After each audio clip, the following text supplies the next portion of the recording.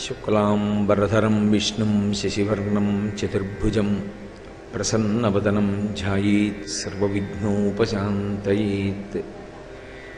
గురుర్బ్రహ్మా గురుర్విష్ణుః గురుర్దేవో మహేశ్వరః.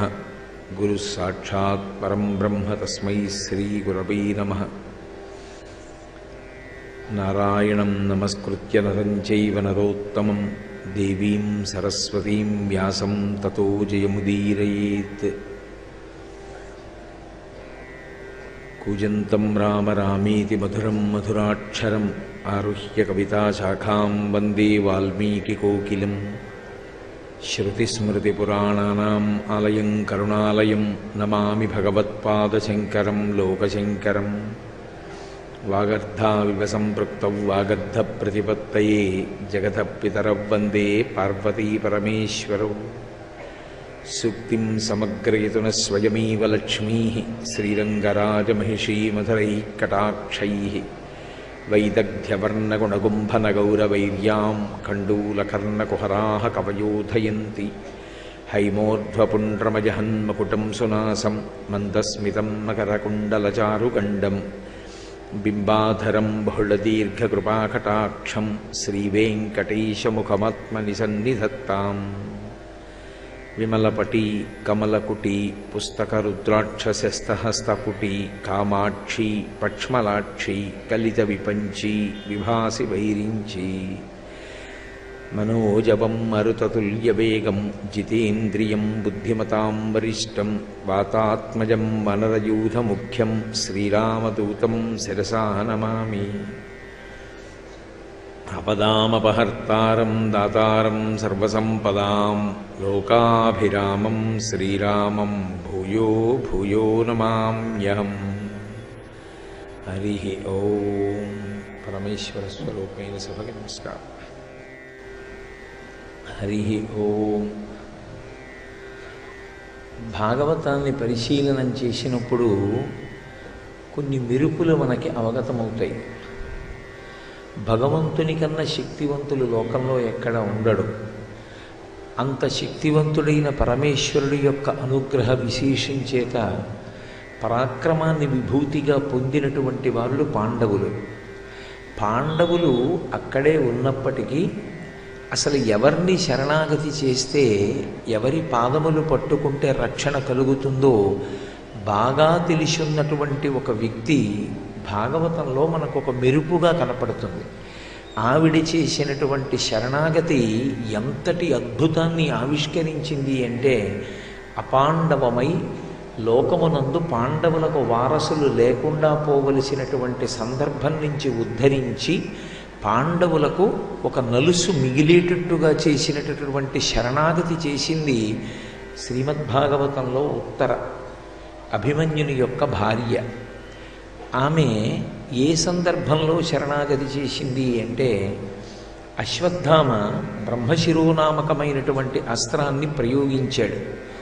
ఆయన సంకల్పం చేసినటువంటి ప్రయోజనం ఏమి అంటే, లోకము అపాండవం కావాలి. అపాండవమగుట అంటే ఇక పాండవులకు వారసులు ఉండకూడదు, ఇక పాండవులన్న వాళ్ళు లోకంలో ఉండకూడదు. అందుకే ఆయన విడిచిపెట్టినటువంటి అస్త్రంలోంచి అగ్ని జ్వాలలు ఉత్తరాగర్భంలో ఉన్నటువంటి శిశువు మీదకి వెళ్ళాయి. ఆమె నిండు గర్భంతో ఉంది.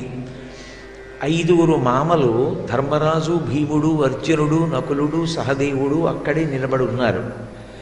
ఒక పక్క శ్రీకృష్ణ పరమాత్మ ఉద్ధవుడు మొదలైనటువంటి వాళ్లతో కలిసి ఇక పాండవుల దగ్గర సెలవు తీసుకుని బయలుదేరడానికి సిద్ధంగా ఆ రథం యొక్క నొగల మీద కాలు పెట్టి ఉన్నాడు. ఇంతటి కురుక్షేత్ర యుద్ధంలో వీరులందరినీ తెగటార్చినటువంటి పాండవులు 5 అక్కడ ఉన్నప్పటికీ కూడా తనకి మామలు అసలు యథార్థమునకు వంశమును అపేక్షించవలసినటువంటి వారు వాళ్ళైనప్పటికీ అప్పటికే పాండవుల యొక్క 5 కుమారులు ద్రౌపదీదేవి యందు ధర్మరాజు, భీముడు, అర్జునుడు, నకులుడు, సహదేవుడు 5 కలిగినటువంటి కుమారులు అశ్వత్థామ చేత చెనకబడ్డారు. ద్రౌపదీదేవి పరమధర్మానికి కట్టుబడి గురుపుత్రుడు కనుక ఆయనని చెనకరాదని అశ్వత్థామని విడిచిపుచ్చింది. ఇక మిగిలినటువంటి ఏకైక పాండవ వంశాంకురం అభిమన్యుని యొక్క భార్య అయిన ఉత్తరాగర్భంలో పెరుగుతున్నాడు. ఆ పెరుగుతున్నటువంటి శిశువు మిగలకూడదు, పాండవులు మిగలకూడదు. ఇది అశ్వత్థామ యొక్క క్రౌర్యం. అందుకని ఆయన బ్రహ్మ శిరోనామకాస్త్రాన్ని ప్రయోగించాడు. అస్త్రమునకు ఒక లక్షణం ఉంటుంది. అది ఎదురుగుండా ఉన్న వాళ్ళని చెనకడమే కాదు, ఏ లక్ష్యాన్ని ఉద్దేశించి ప్రయోగించారో ఆ లక్ష్యాన్ని చెనకగలిగినటువంటి మంత్రపూతమైనటువంటి శక్తి దానికి ఉంటుంది. అందుచేత ఆ అస్త్రం ఉత్తరాగర్భంలో ఉన్నటువంటి పిండాన్ని చెనకడం కోసమని అది ఆమె కడుపులోకి ప్రవేశిస్తోంది. ఆమె ఎదురుగుండా ఉన్నటువంటి మామలైన పాండవుల పాదములు పట్టుకోలేదు. అంటే దాని ఉద్దేశ్యం మామగారులని తక్కువ చేయడం ఆవిడ ఉద్దేశ్యం కాదు. ఎవరు పరమాత్మ స్వరూపుడో, ఏ భగవానుడు ఉత్తరక్షణం జోక్యం చేసుకుని రక్షణ చేస్తాడో, శరణాగతి ఎంత శక్తివంతమైనదో లోకానికి నిరూపణం చేస్తోంది. భాగవతంలో ఒక్కొక్క వ్యక్తి చాలా తక్కువసేపు కనపడచ్చు, కానీ వాళ్ళు చేసినటువంటి శరణాగతి అద్భుతాల్ని సృష్టించింది. శరణాగతి అనేటటువంటి మాటని జాగ్రత్తగా అర్థం చేసుకోవాలి. శరణాగతి అంటే నోటితో పలకడం కాదు. శరణాగతి అంటే తన బలహీనతని పరమాత్మకి వ్యక్తం చేయడం. ఆ వ్యక్తం చేసేటప్పుడు కూడా పరమాత్మకి మనకి ఉన్నటువంటి సంబంధము దృఢంగా తెలిసి ఉండాలి. ఇది నాకు ఆయనకి ఉన్న సంబంధం. ఈ కారణం చేత ఆయన ఎడల నేను భక్తితో ఉంటాను, ఆయన జోక్యం చేసుకుంటాడు అనేటటువంటి విశ్వాసం ఉండాలి.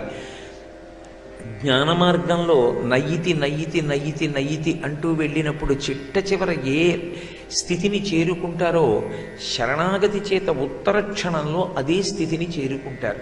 అందుకే ఉత్తర పరుగు పరుగున వచ్చి శ్రీకృష్ణ పరమాత్మ యొక్క పాదముల మీద పడింది.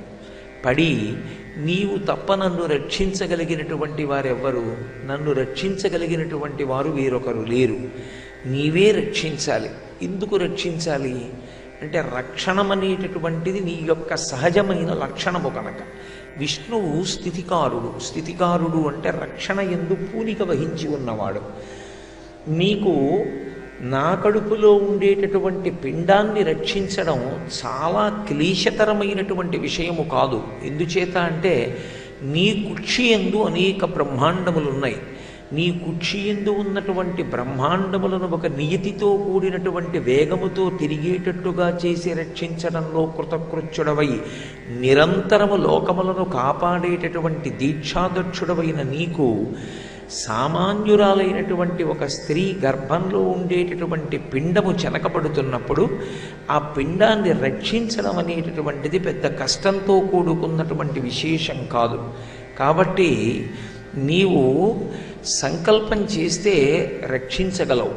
ఎందుకు రక్షించాలంటే చెల్లెలి కోడల నీదు మేనల్లుడు శత్రువుల చేత హతుడయ్యను, సంపుల్లారవిందలోచన భల్లాగ్ని నణంచి శిశువు బ్రతికింపగదే అని అడిగింది. భగవంతుడితో ఒక అనుబంధం ఉండాలి. అందుకే మనకి చిన్నతనంలోనే ఒక శ్లోకాన్ని నేర్పుతారు. త్వమేవ మాతా చ పితా త్వమేవ త్వమేవ బంధుస్య సఖాత్వమేవ త్వమేవ విద్యా ద్రవిణం త్వమేవ త్వమేవ సర్వం మమ దేవదేవ అని. ఇంట్లో తల్లిదండ్రులు పెద్దవాళ్ళైన వాళ్ళు ఉంటే ఇంట్లో ఏ కష్టం వచ్చినా సుఖం వచ్చినా అనుభవజ్ఞులైనటువంటి తల్లిదండ్రుల యొక్క పాదముల దగ్గర కూర్చుని మనకు వచ్చినటువంటి సమస్యని నివేదించి వారి నుండి పరిష్కారములు ఎలా అపేక్షిస్తామో అలాగే ఇంట్లో తనకు ఒక సమస్య ఏర్పడినప్పుడు సింహాసనం దగ్గర కూర్చుని చెప్పుకునేటటువంటి అలవాటు ఉండాలి. అది ఇంట్లో ఉన్నటువంటి సమస్య కానివ్వండి, లేదా ఆధ్యాత్మికమైనటువంటి పథంలో వచ్చేటటువంటి ఒడుదుడుకులు కానివ్వండి, ఏదో భగవంతుణ్ణి చేరడానికి భక్తి మార్గంలో ప్రయాణిద్దామని సంకల్పం చేసినప్పుడు వచ్చేటటువంటి ప్రతిబంధకములను అధిగమించాలి అంటే భగవంతుడితో చెప్పుకోవడం అలవాటు కావాలి. సింహాసనంలో ఉన్నటువంటి మూర్తులు నేనే కాశీ నుంచి తెచ్చుకున్నాను, శ్రీశైలం నుంచి తెచ్చాను, వెంకటాచలం నుంచి తెచ్చాను, ఇవి ఈ లోహంతో చేయబడినవి, నేనే కొనుక్కొచ్చాను, ఇదిగో ఇక్కడ పెట్టానన్నాళ్ళు అసలు ఆ మూర్తితో ఏ విధమైనటువంటి అనుబంధం ఏర్పడదు. అందులో ఉన్నటువంటి వాడు నా తండ్రి, అందులో ఉన్నవాడు నా తల్లి, వాళ్ళు ఆ రూపంలో వచ్చి కూర్చున్నారు, వాళ్ళు నా మొర వింటారు. నేను ఇవాళ ఇక్కడ నెల్లూరు వచ్చి ఉండొచ్చు, కానీ కాకినాడలో నా పూజాగృహంలో సింహాసనంలో ఉన్నటువంటి నా స్వామి నన్ను అక్కడి నుంచే ఎప్పుడూ రక్షణ చేస్తూ ఉంటాడు, నన్ను కాపాడుతూ ఉంటాడు ఆయన అన్న పూనిక నాకుంటే, నేను ఇప్పుడు తిరిగి కాకినాడ వెళ్ళినప్పుడు తలుపు తాళం తీయగానే ముందు ఎవరిని చూడాలనిపిస్తుంది?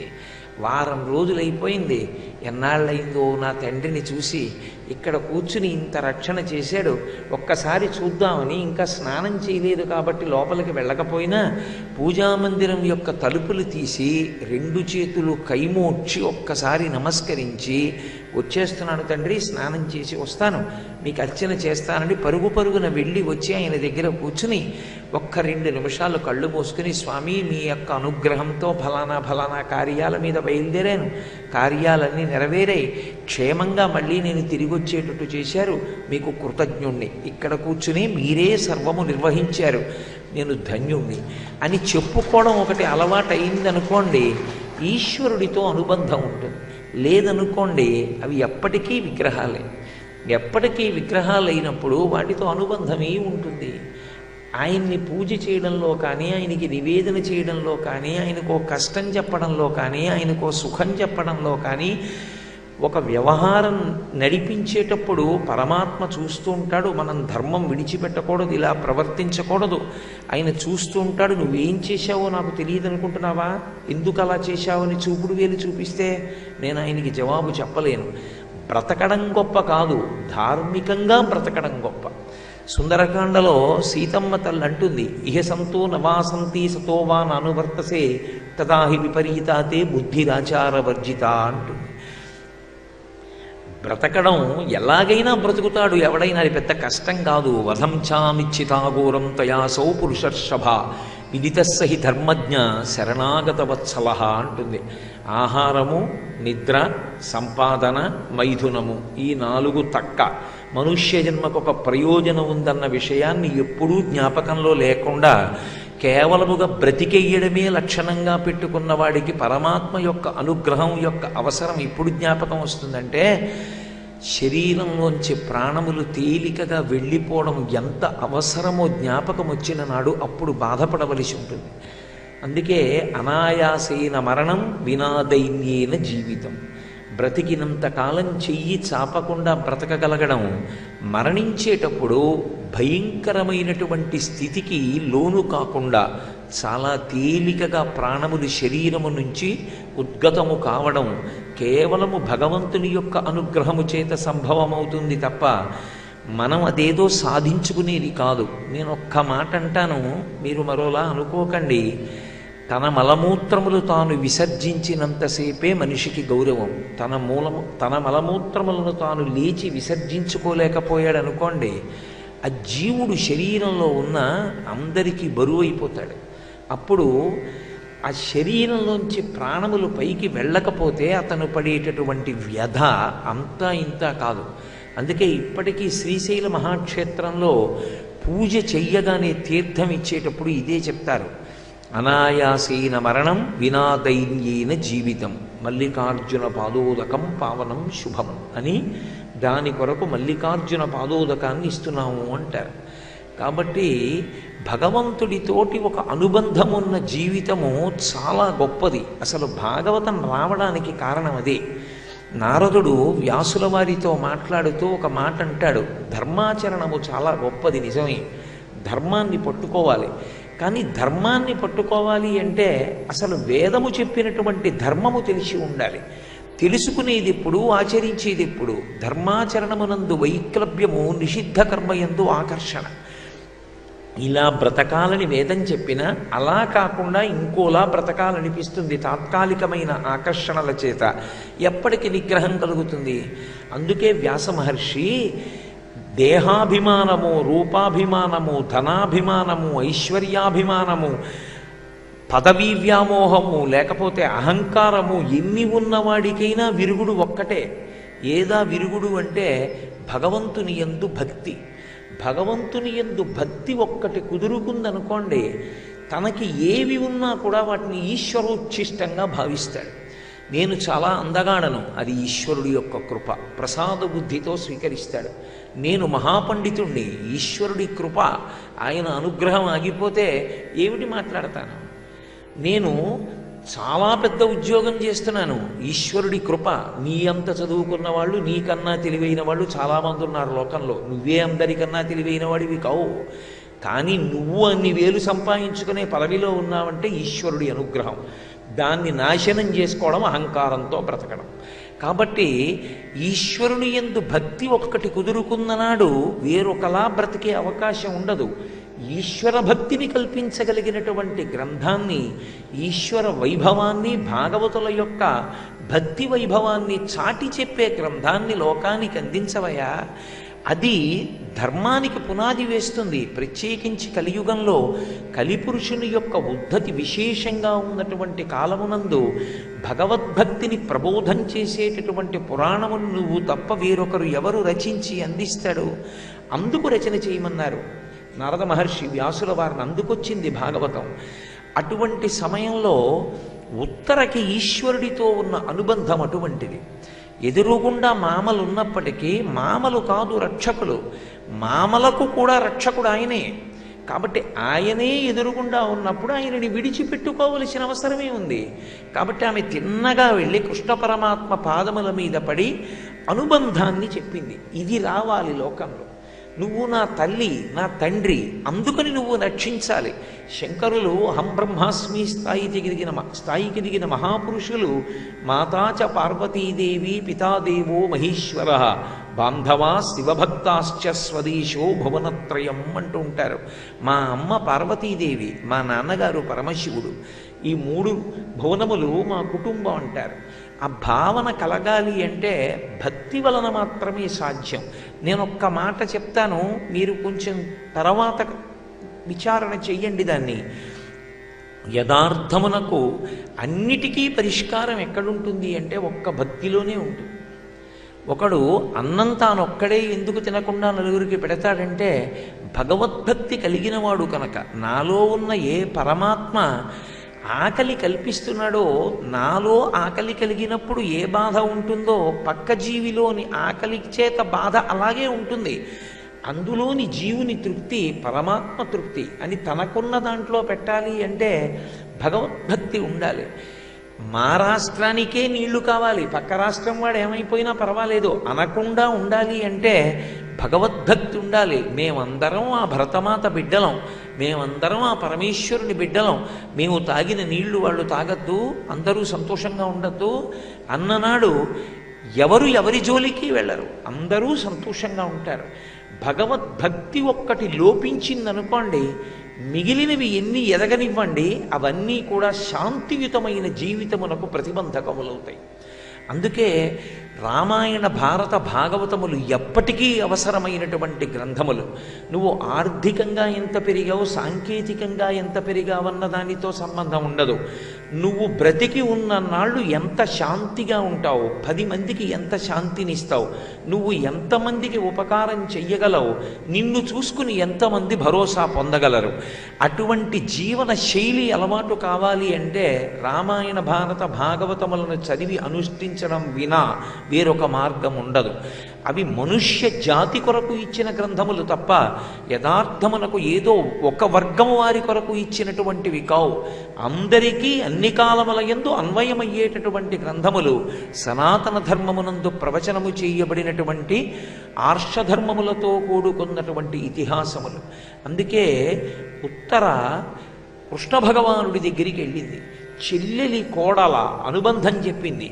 నేనెవరో తెలుసా, స్వయంగా నీ చెల్లెలి యొక్క కోడలనయ్యా, నేను సంతోషంగా ఉన్నాను అనుకుంటున్నావా? ఒక్క మాటలో చెప్పింది, నీ మేనల్లుడు శత్రువుల చేత హతుడయ్యను, మేనమామల ముద్దు మేలైన ముద్దు, తాతలకు తాముద్దు తాను అబ్బాయి అని లోకంలో సామెత. నీ అంతటి మేనమామ ఉన్నాడు, కానీ నీ ఎదురుగుండానే నా భర్త అయినటువంటి అభిమన్యుడు అనేక మంది వీరులు చుట్టుముట్టి పడగొడితే ప్రాణాలు విడిచిపెట్టాడు. నా భర్త శరీరం విడిచిపెట్టినా నేనెందుకు శరీరంతో ఉన్నాను? నా భర్త లేనప్పుడు ఇంకా నాకు ఈ లోకంలో ఏదో భోగం ఉంటుందని ఉన్నదానని కాను. పాండవ వంశాంకురం ఒకటి నా కడుపులో పెరుగుతోంది. ఇది ధర్మం అంటే. శ్రీరామాయణంలో సీతమ్మ తల్లి కూడా ఇదే మాట చెప్తుంది. ఒక వ్యక్తి స్త్రీని ఎందుకు స్వీకరిస్తాడు? ధర్మ ప్రజాపత్యర్థం, ధార్మికమైన సంతానము కొరకు, కామమును ధర్మముతో ముడివేసుకోవడం కొరకు ధర్మపత్నిని స్వీకరిస్తాడు. ఇప్పుడు ఆమె కడుపులో ఉన్నటువంటి సంతానము అంతము చేసే హక్కు ఆమెకి లేదు. ఆమె ఆ వంశాంకురాన్ని ఆ వంశానికి అందించాలి. అయినప్పుడు పాండవుల వంశాంకురమైనటువంటి అభిమన్యుని యొక్క కుమారుడు నా గర్భంలో శిశువుగా పెరుగుతున్నాడు. ఆ పిల్లవాడి కోసం నేను శరీరంతో ఉన్నాను. ఇప్పుడు ఆ పిల్లవాడి మీదకి అశ్వత్థామ అస్త్రాన్ని ప్రయోగించాడు. లోపల ఉన్నటువంటి శిశువుని అది చెనకుతోంది. ఇప్పుడు ఆ పిల్లవాడే లేకపోతే అసలు అభిమన్యుడు వెళ్ళిపోయిన తరువాత ఇంతకాలము నేను జీవించడము కూడా నిరర్థకమైన విషయం అయిపోతుంది. కాబట్టి కడుపులో ఉన్న పిండాన్ని రక్షించగలిగిన వాడెవరు? ఎదురుగుండా ఉన్నటువంటి వాడితో యుద్ధం చేయగలరేమో, కానీ లోపల ఉన్న పిండాన్ని కూడా నువ్వే రక్షించగలవు. ఎందుకు రక్షించగలవు? ఒక పిండాన్ని, ఒక ఆడదాని కడుపులో పిండాన్ని రక్షించడం ఏమిటి?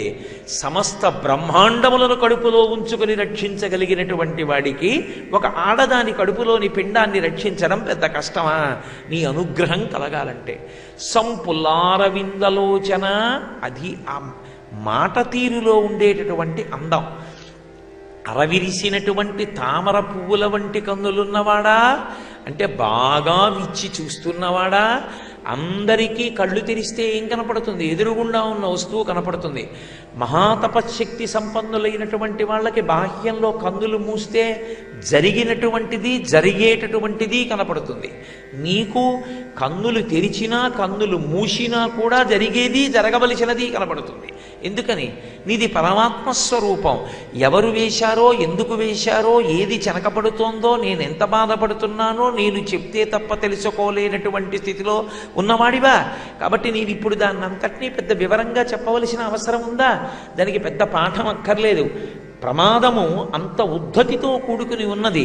కాబట్టి ఉత్తరక్షణం నువ్వు జోక్యం చేసుకుని నా కడుపులో ఉన్నటువంటి శిశువుని రక్షించవద్దా? సంపులారవిందలోచన భళ్ళాగ్ని ననంచి శిశువు బ్రతికింపగదే అంది. నేను శరణాగతి చేస్తున్నాను అంది. శరణాగతి అంటే నాకున్న బలహీనతలన్నీ నీకు చెప్పాను. నాకు ఈ బలం ఉంది, ఈ శక్తి ఉంది, దీని చేత నేను రక్షించుకోగలనన్న నమ్మకము నాకు లేదు. నీవే జోక్యం చేసుకుని నువ్వే రక్షణ చెయ్యాలి. శరణాగతి అత్యంత శక్తివంతము. ఈశ్వరుడు ఉత్తర క్షణంలో జోక్యం చేసుకుంటాడు. నోటితో నిలబడి చెప్పడం శరణాగతి కాదు. ఏదో వెంకటేశ్వర స్వామి వారి ముందు నిలబడో, లేకపోతే పూజామందిరంలో నిలబడో శ్రీ వెంకటేశ చరణౌ శరణం ప్రపద్యే అని చెప్పడం శరణాగతి కాదు. యథార్థమునకు శరణాగతి అన్న మాటకు అర్థం ఏమిటంటే, ఈశ్వరుడు నీకేది ఇచ్చాడు, నువ్వు ఇచ్చిన దానిని ఉపయోగించుకొని నిన్ను నువ్వు రక్షించుకోవడంలో పొందుతున్నటువంటి వైక్లభ్యములేమిటి, దాని వలన ఎందుకు నిలదొక్కుకోలేకపోతున్నావు, ఆ బలహీనతలేవో నువ్వు పరమేశ్వరుడితో చెప్పి ఆయనని జోక్యం చేసుకోమని అడగాలి. అలా అడగడాన్ని శరణాగతి అంటారు. అలా అడగాలంటే మొదట ఏది ఉండాలి? వాడు ఒకడు ఉన్నాడని మీకు జ్ఞాపకం ఉండాలి కదా. మీరంటే మీకని కాదు నా ఉద్దేశ్యం. నాకు ఓ పూజామందిరంలోకి వెళ్ళినప్పుడు నేను నా బలహీనత చెప్పుకోవాలనుకోండి, ఈశ్వర నాకు బలహీనత ఉంది, ఏదో ఒకటి ఉంది అని అనుకోండి. మీ మీద పెట్టడం నాకు ఇష్టం లేక అది ఏమిటంటే అని చెప్పి నా వెంట పడకండి. ఏదో ఉదాహరణకి చెప్పానంతే. నాకు బలహీనత ఉంది, ఈశ్వర దాన్ని అధిగమించలేకపోతున్నాను. మీరు జోక్యం చేసుకుని నేను ఆ బలహీనత నుంచి బయటికి వచ్చేటట్టుగా నన్ను అనుగ్రహించండి తండ్రి, నన్ను కాపాడండి అని నేను ఆయనతో చెప్పుకున్నాను అనుకోండి, ఆయన జోక్యం చేసుకుంటాడు. అసలు ఆయన ఉన్నాడన్న నమ్మకం నాకు లేనప్పుడు, సింహాసనంలో ఉన్నది విగ్రహం అన్నప్పుడు నేను ఎందుకు చెప్తాను? ఆయన ఎందుకు జోక్యం చేసుకుంటాడు? జోక్యం చేసుకునే అవకాశం ఉండదు. ఉన్నాడన్న నమ్మకం ఉన్నప్పుడే శరణాగతి. కాబట్టి ఈలోగా అస్త్రం నుంచి వినిర్ముక్తమైనటువంటి బాణ పరంపర పాండవుల మీద కూడా పడింది. కానీ పాండవులు యోధులు కనుక వారు తమ దగ్గర ఉన్నటువంటి ఆయుధముల చేత తమని తాము రక్షించుకుంటున్నారు. కృష్ణ పరమాత్మ ఒక చేత్తో ఆ రథానికి ఉన్నటువంటి ఆ కర్ర పట్టుకుని నొసల మీద కాళ్ళు పెట్టి ఇంకా పైకి ఎక్కబోతున్నాడు. వచ్చి ఉత్తర పాదముల మీద పడింది. పోతన గారు శరణాగతికి ఉండేటటువంటి లక్షణం ఏమిటో, కృష్ణ పరమాత్మ యొక్క అవతారము యొక్క పరిపూర్ణ తత్వం ఎలా ఉంటుందో పరమాద్భుతమైన రీతిలో ఆవిష్కరించారు. సకల ప్రాణి హృదాంతరములందు చైతన్య రూపి అయ్యుండు, భాస్వజ్యోతి అయ్యుండు, సూక్ష్మకళుండు అచ్యుతుడు అయ్యడన్ విరటజాగర్భంబున వైష్ణవ చక్రహస్తకుడై వైష్ణవమాయ కప్పి కురు సంతానార్థి అయి అడ్డమై ప్రకట స్ఫూర్తి ననంచ ద్రోణ తనయ బ్రహ్మాస్త్రమున్ లీలతో. అది ఆయన యొక్క అనుగ్రహ శక్తి అంటే. ఇక్కడ ఇలా రథం ఎక్కుతున్నవాడు అలాగే ఉన్నాడు.